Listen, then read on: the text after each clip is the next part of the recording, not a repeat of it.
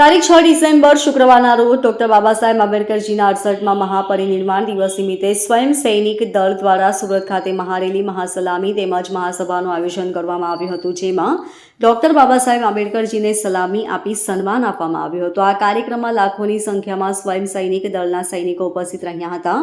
મોટા વરાછા વિસ્તારમાં સ્વયં સૈનિક દળ દ્વારા અમુક રાજ્યોમાંથી ગતરોજ રાજ્ય લેવલના મોટા વરાછા વિસ્તારમાં સ્વયં સૈનિક દળ દ્વારા અમુક રાજ્યોમાંથી સુરત ખાતે રાજ્ય લેવલના એક દિવસના કાર્યક્રમનું પણ આયોજન કરાયું હતું। આ કાર્યક્રમમાં ગુજરાતના અલગ અલગ ગામડાઓ, વિસ્તારો, તાલુકાઓ અને તમામ જિલ્લાઓમાંથી લોકો રેલીમાં જોડાયા હતા।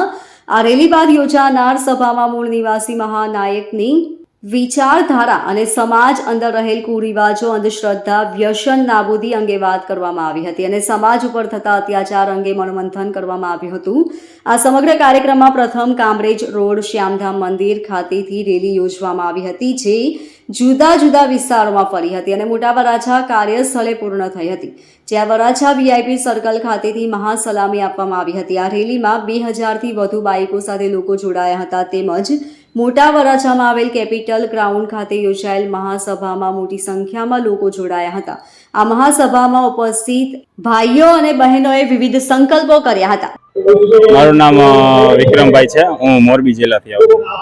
આજે શું પ્રોગ્રામ રાખવામાં આવ્યો છે, કઈ સંસ્થા?